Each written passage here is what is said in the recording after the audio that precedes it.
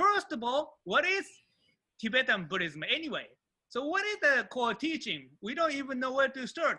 Please tell us.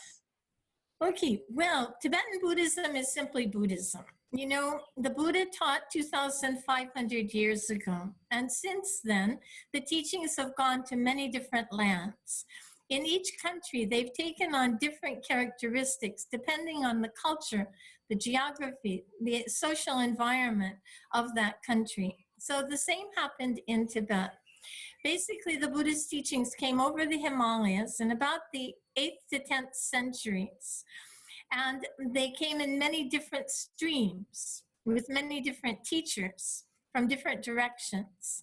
The basic teachings are the same for all Buddhist traditions. The Buddha taught the Four Noble Truths, you know, suffering and how to overcome it. He taught wisdom, he taught compassion and loving kindness. He taught how to be free from all the delusions of the mind, how to purify our mind, and how to achieve liberation or perfect awakening. So His Holiness the Dalai Lama often emphasizes that Tibetan Buddhism is really not different from other forms of Buddhism. In essence, they all agree on the same basic principles. The Tibetan tradition is unique in a few ways. One is that they have a very comprehensive presentation of the path.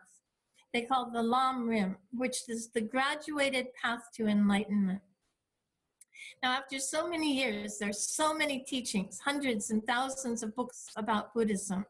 So what happened was that certain great masters in Tibet read all these texts and they practiced them, and then they condensed them in a very easily accessible form. So we can learn by reading one book, the entire path from beginning to end. So it's very convenient, these Lam Rim teachings. Another unique feature of the Tibetan tradition is that they practice debate. It's a kind of philosophical debate where you raise any question about life or about Buddhism, and then you discuss it. And you're allowed to challenge any concept. You know, in Buddhism, you don't have to believe in anything.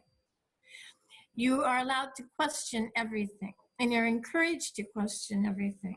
So this special debate tradition came from India, a later development of Buddhism in India that has been preserved in Tibet in particular, and it's an excellent way to learn Buddhism.